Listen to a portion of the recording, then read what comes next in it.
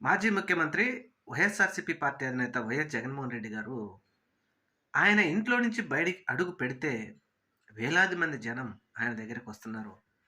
అయితే ఆయన తన నాయకులను పరామర్శించడం కోసమో, తన కార్యకర్తలను పరామర్శించడం కోసమో ఒక కార్యక్రమం పెట్టుకుంటే, పోలీసులు మాత్రం ఎక్కడ ఏ పర్మిషన్ అడిగినా ఆయనకివ్వడం లేదు.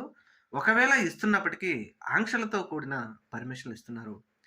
వీరు ఎన్ని ఆంక్షలు పెట్టినప్పటికీ ప్రజలు మాత్రం జగన్మోహన్ రెడ్డి గారి దగ్గరికి తండోపతండాలుగా వస్తా ఉన్నారు.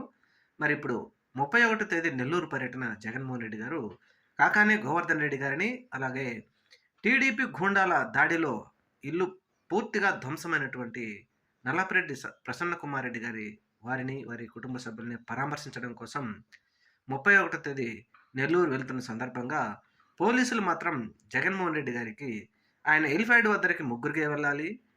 అలాగే జైలు వద్దకి ఒక 10 మంది వెళ్ళాలి. నల్లపరెడ్డి ప్రసన్న కుమార్ రెడ్డి గారి ఇంటి దగ్గరికి 100 మంది మాత్రమే ఉండాలి అనే ఆంక్షలతో కూడిన పర్మిషన్ ఇవ్వడంతో ఇదంతా సాధ్యమేనా?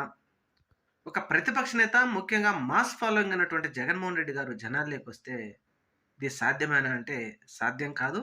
కానీ పోలీసులు మాత్రం ఇటువంటి ఆంక్షలు పెడుతూనే ఉన్నారు.